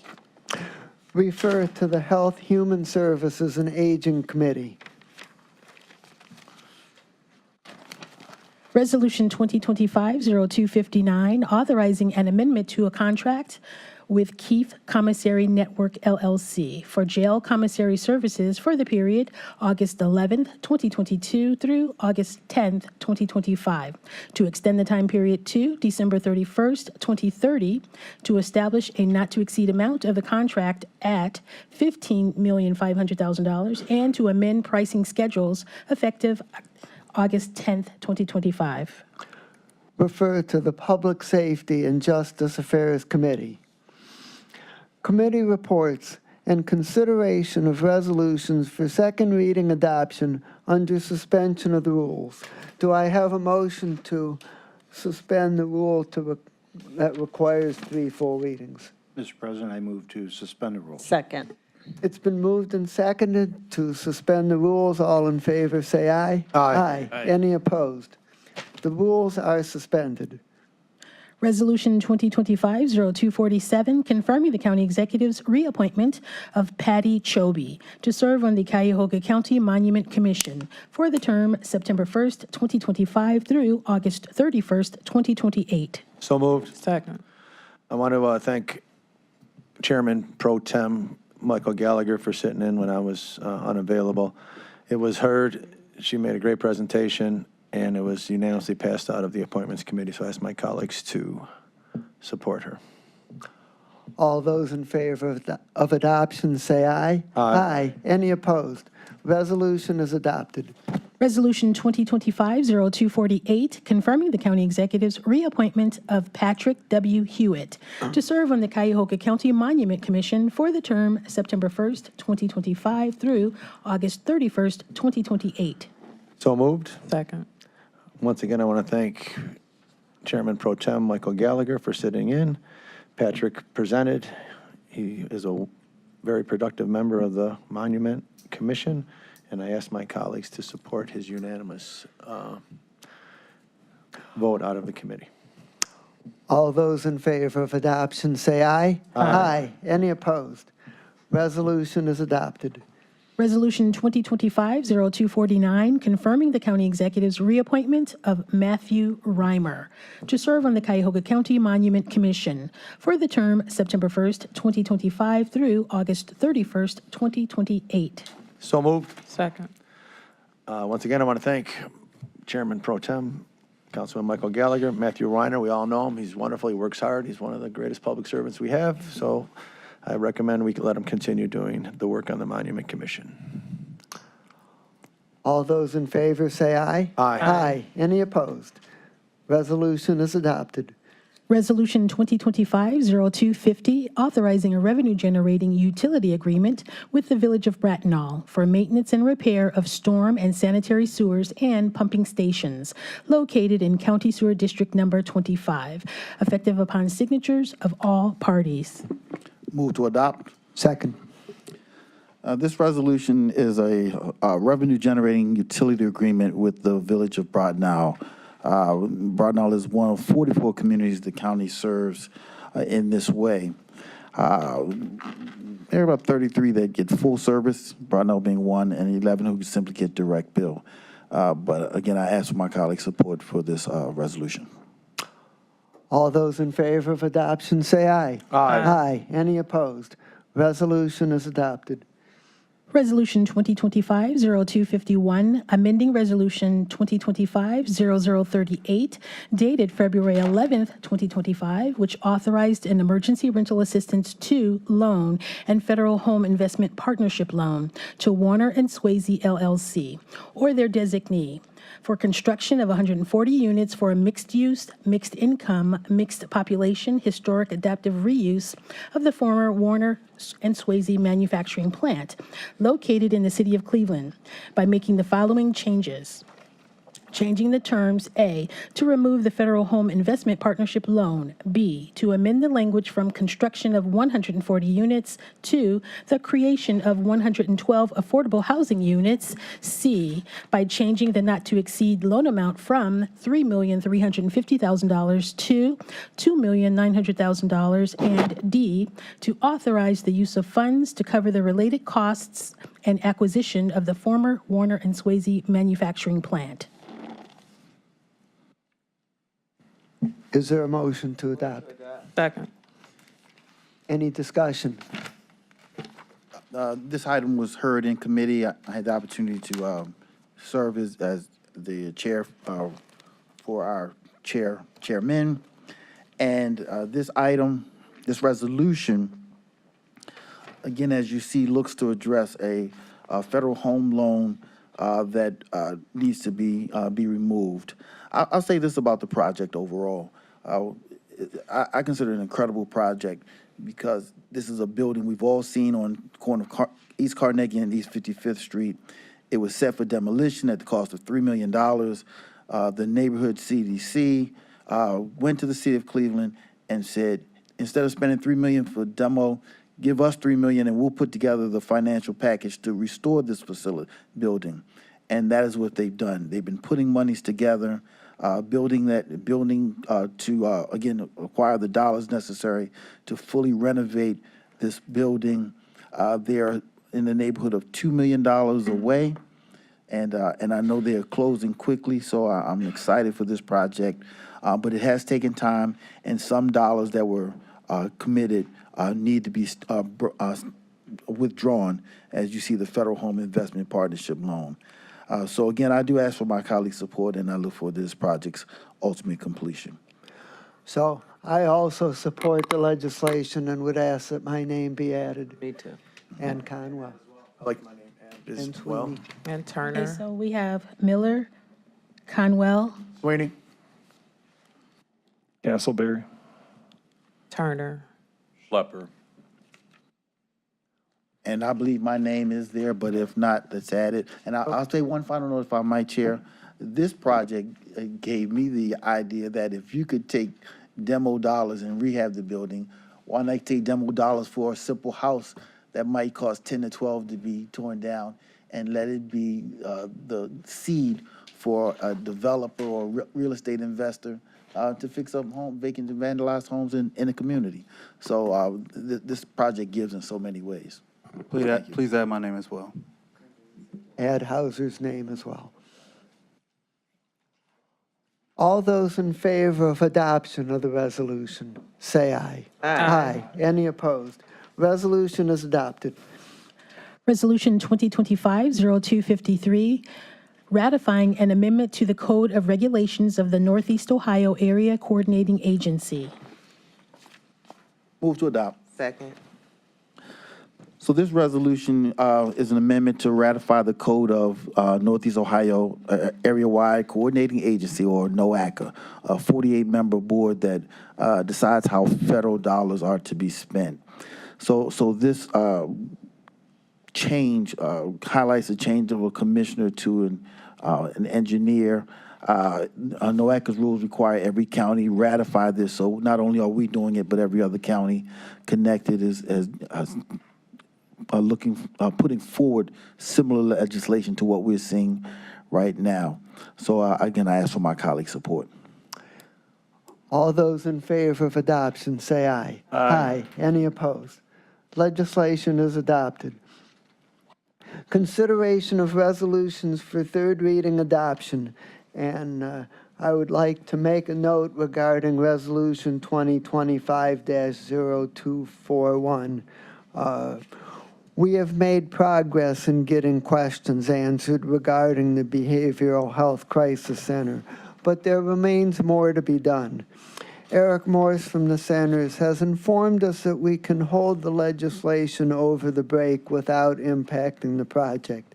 Therefore, I will recommend that we take no action on the resolution today and that we simply carry it over to the September 9th agenda. So please read the first item. Resolution 2025-0228, authorizing an amendment to the jail agreement with the City of Cleveland to amend material terms. Move to adopt. Second. Any discussion? Just like my name added, Mr. Chair. And Turner. So I have a little bit of comment on this. This resolution approves the proposed amendment to the agreement between Cuyahoga County and the City of Cleveland on the handling of Cleveland inmates. I commend Executive Ronayne and Mayor Bibb for their leadership on this issue and commend all the negotiators, especially County Law Director Rick Maniloff, City Law Director Mark Griffin, and Mike King from our staff for vigorously presenting their positions while maintaining a collaborative atmosphere. The agreement provides the county an increased per diem rate with a better process for annual adjustment, but the rate remains far below our calculated cost, and it remains below the per diem rate we are charging other communities. The agreement also ensures city participation in central booking and significantly reduces the amount of time that uncharged prisoners will remain in jail. We live in a contentious political environment. The typical goal is that our side wins and the other side loses. But the spirit of cooperation that produced this tentative agreement is what's needed. As we move deeper into an uncertain state and federal policy environment, the city and the county will have to work together on many things on behalf of our people. I hope that the success in reaching this agreement opens up good communication lines to make that happen. I support the agreement and ask my colleagues on this council and on the city council to also support it. Ms. Simon. Mr. President, when is the expected vote from the City Council of Cleveland on this contract? So the city council has its monthly meeting during their summer recess in a couple of days. It's later this week. I know they'll discuss it at that time, but whether they take final action or whether they start it and defer it to another meeting a month down the road, we will see. Okay. Any further discussion? Hearing none. All those in favor say aye. Aye. Any opposed? The resolution is adopted. Resolution 2025-0235, confirming the county executive's appointment of Anthony W. Scott upon his taking the oath of office as Director of Housing and Community Development. Move to adopt. Second. Any discussion? Exciting. All those in favor of adoption of the resolution, say aye. Aye. Any opposed? The resolution is adopted, and Anthony Scott will be sworn in at the end of this meeting in a few moments. Please add my name. Please add the councilperson's name And mine also, please, Kelly. and Kelly. Duly noted. Resolution 2025-0238, authorizing an amendment to a contract with Chagrin Valley Engineering Ltd. for the reconstruction of Lee Road from Shaker Heights Northern Corporation Line to Invermere Avenue in the cities of Shaker Heights and Cleveland, to add the detailed design package for the city of Shaker Heights and preliminary design for the city of Cleveland portions of the project, and for additional funds in the amount not to exceed $2,193,708 for the period February 24th, 2025 through the project's completion, effective upon signatures of all parties. Move to adopt. Second. This item was fully vetted in committee, and I ask for my colleagues' support. All those in favor of adoption, say aye. Aye. Any opposed? Resolution is adopted. Through the chair, please add my name. Please add Councilwoman Turner's name. Thank you. Resolution 2025-0239, authorizing an amendment to a contract, contract number 4663, a development loan in the amount not to exceed $10 million to Playhouse Square Foundation for the benefit of the Lumen at Playhouse Square project, to extend the maturity date to September 13th, 2028, upon payment of $3,500,000 in principal plus accrued and unpaid interests on or before September 30th, 2025.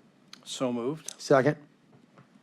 Mr. President, this legislation amends the current terms for the Playhouse Square Foundation on an economic development loan for the Lumen apartment complex located in Playhouse Square by extending the maturity date to align with other financial commitments associated with the project. I ask for my colleagues' support.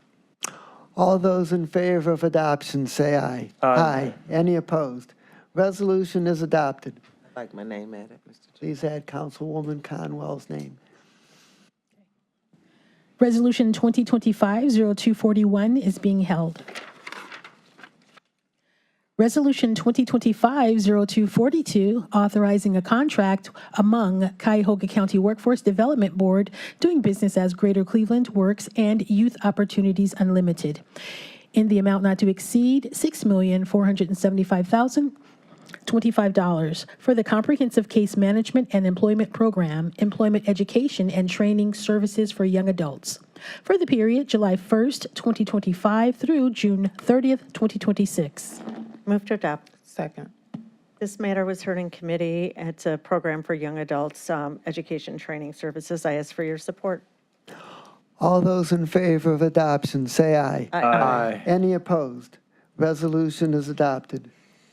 Resolution 2025-0243, making an award on requisition 15867 to various providers in the amount not to exceed $1,212,963.97 for school community-based closing the achievement gap services for the period August 1st, 2025 through July 31st, 2026 for the various providers listed A through E.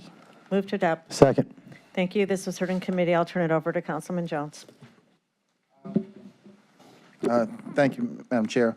Again, this is closing the achievement gap. It helps our children, 9th through 12th grade, to stay in school, to be successful.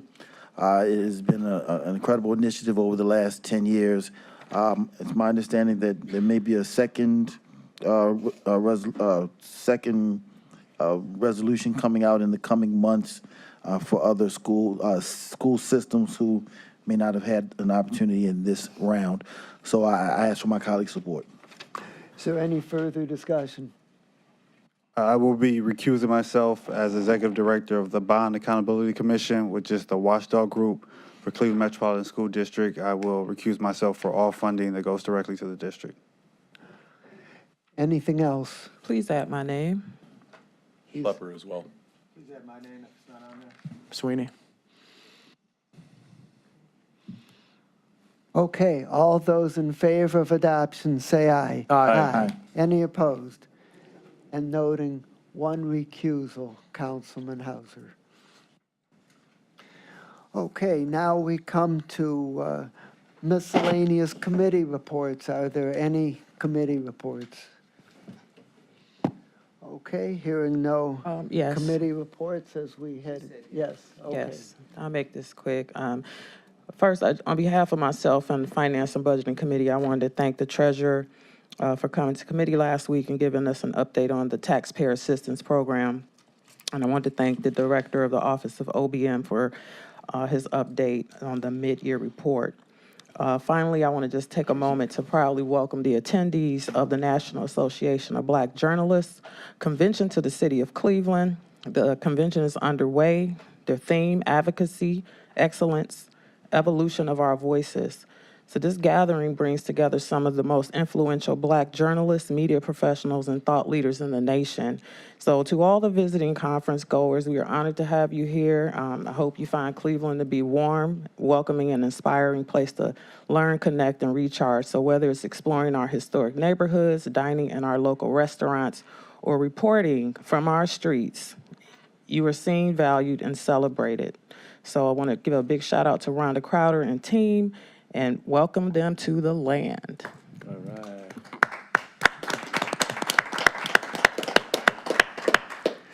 Any other committee reports? Do any council members have any miscellaneous business? Yes. Yeah. I just take the moment to, again, just say how incredible last Saturday was for the unveiling of the Superman statue. The monument is beautiful. It's on St. Clair, just north of our Marriott Key Hotel. There were 200 people in attendance. The daughter of Joe Siegel, one of the creators of Superman here locally, his daughter was one of our key speakers. I'm excited for it because our county charter says we are to deliver health and human services and strengthen our economy, improve the economic competitiveness of this region. And this statute will help in that. The world knows Superman, but what the world needs to know is that Superman was created by two teenagers right here in the city of Cleveland. So it's my hope one day that Goodyear blimp flies overhead and during one of our 3 sports teams' playoff games, and when they zoom in on that statue, the whole world sees that Superman was created right here in Cleveland, and that literally translates into dollars. Those who make their decisions about where their conventions, where their events will be, they see those commercials, and they mean more to them than maybe to us, but it helps in their decision process about coming to Cleveland. So we want Cleveland to be a destination place. We want them to know that everything about Superman runs through the fabric of this community. And again, it's a great community, great city, and this is just another opportunity to promote the great things about the city of Cleveland. The 2 teenagers were from Glenville, no less. Councilman Hauser. I just real quickly wanted to second the county executive comments about how important the community correctional facility coming to Cuyahoga County is and how much that will mean for juvenile justice countywide. Thank you. Okay. So now, County Executive Chris Ronayne will swear in Anthony Scott as Director of Housing and Community Development. We are pleased to have Cleveland City Council President Blaine Griffin and Village of Woodmere Mayor Benjamin Holbert present for this occasion. Refreshments will be served immediately after the council meeting in the lobby outside to celebrate this occasion. This is a good thing. Come on.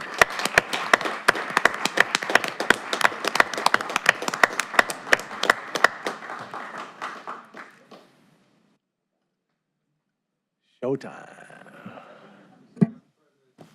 Excuse me, Chris Ronayne, Cuyahoga County Executive. Tony, we always kind of work one mic between us, so wherever you want to bring, I'll go this way this time. How about, come on, bring your family with you. I want to first echo the welcoming of all that are here to witness Tony Scott's swearing in, and I want to welcome some of Tony's family, his wife Carmen, who's here today, daughter Nia, and granddaughter, who I got a smile from earlier, Millie, who she's watching on her phone. I think she was watching council live stream in the other room there. So, hi, Millie. Anybody else in your family you want to mention that's not here today? Thank you to all that have come, and I'll mention you in some brief remarks at the end, if I may. As far as any of the family that may be watching, love you. Sorry you couldn't make it. Let's get the show on the road. All right. I've never been one to be too quick here, but I'm going to try, Tony. I do want to just say a couple more words about Tony. First of all, you did run the table unanimously with the vote, so thank you, council. We had a little joke that Sarah Parks Jackson had that distinction, and now we're 2 for 2. So congratulations. For those that don't know, and I think those of you in council that were in the confirmation hearings do know, but Tony probably serves us and has served us in the U.S. Marine Corps, and so thank you for your service to our country and to all of us. He's an attorney and has a triple degree from Cleveland State University and beyond, but his Bachelor of Arts, his Master's of Arts over at Levin College, and his JD. Just proud to have you with us. And he has had a distinguished career at the City of Cleveland. I'll double down and say thank you, Council President Griffin, for being with us for all of today. And I also want to recognize, I don't want to get ahead of your thunder, but a good friend and colleague of mine in many years, Michael Cox, who I know worked with you at the City of Cleveland and brought you through in parks and one of your many jobs there. But nice to see you again, Commissioner Cox, and Chief Cox always. Finally, wanted to say, if I have this right, I want to make sure, but to have the members of the Omega Psi Phi Fraternity Incorporated here today. Would you please just raise a hand if you're here from the fraternity? Welcome, welcome, welcome. Let's give them a round of applause. So, I thought you might be here. Again, it's your show later, but we're just welcoming all, and we pride the D9 here in this house here in Cuyahoga County. So, without further ado, I do want to now take the opportunity to swear in our second housing director in the history here of Cuyahoga County, and this council was fundamentally just very important in helping us usher in the department. So thank you, council members, for that, your original work to help us get here with this housing department. What I will do is hand you the Bible to hand to anybody in your family, and you will, if you will, place your left hand on it. Yep. And raise your right hand. I'm going to bring this mic over to you. Are we ready, Millie? Oh, we're ready to go. It looks like her screen has died. It's been a long meeting today. Okay. All right. She's about to turn up. There we go. So, all right, Nia, you ready? Carmen, you ready? Yes. Millie, you ready? Tony, are you ready? All right, I'm going to use your full name for this, and then I would just ask for you to repeat after me. Yes, sir. Thank you, sir. I, Anthony W. Scott, do solemnly swear Do solemnly swear that I will support, uphold, and defend that I will support, uphold, and defend the Constitution of the United States, the Constitution of the United States, the Constitution of the State of Ohio, the Constitution of the State of Ohio, and the Charter and laws and the Charter and laws of the County of the County of Cuyahoga, Ohio, of Cuyahoga, Ohio, that I will faithfully, honestly, that I will faithfully and honestly, diligently, and impartially diligently and impartially perform and discharge perform and discharge all of the powers and duties all of the powers and duties incumbent upon me incumbent upon me as Director of the Department as Director of the Department of Housing and Community Development of Housing and Community Development in and for the County of Cuyahoga the County of Cuyahoga and the State of Ohio, and the State of Ohio, according to the best of my ability and understanding. according to the best of my ability and understanding. So help me God. So help me God. Congratulations, Director.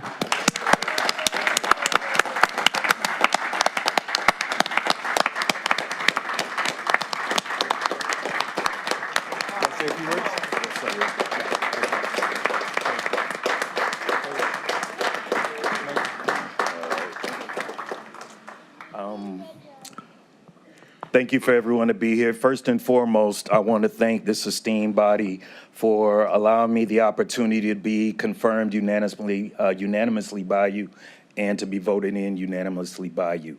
I wanted to make sure I acknowledge you first because I'm going to do something that is not in any way, shape, disrespectful, but as servants of the public, I'm sure you'll appreciate that I will face the audience.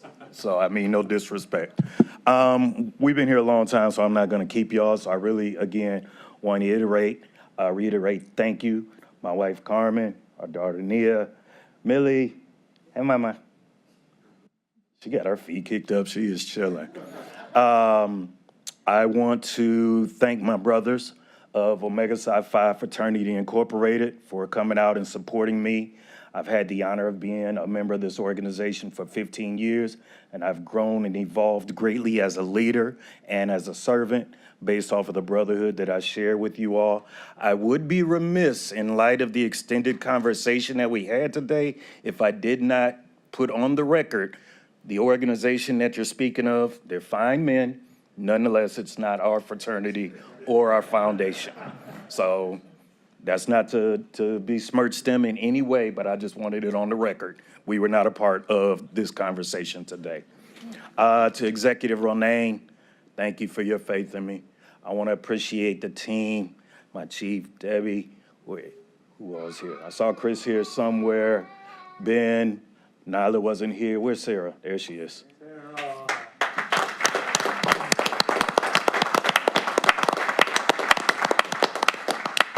So I would be completely remiss if I didn't double down and acknowledge my former director, Michael Cox.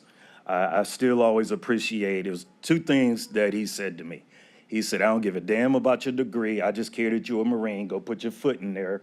And the other thing is he loved reminding us that he left 40 years to the day that he started with the city. So just a fraction of a track record that you have is what I'm looking for. So thank you for all that. And again, just thank you all for being here. Again, special appreciation for you, Sarah. You've been getting me prepared to hit the ground running as early as tomorrow, so that's the plan. Because we have some important work to do to try to create housing opportunities, sustainable and affording housing opportunities in our community. So that's it. Is that it? All right. Go home.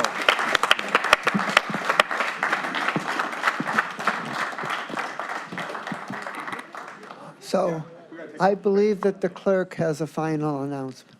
And Council President, if we could take a picture with you and the body with Director. Can we do it after? Absolutely. Okay. Okay. County Council is going on recess and will return on Tuesday, September 9th.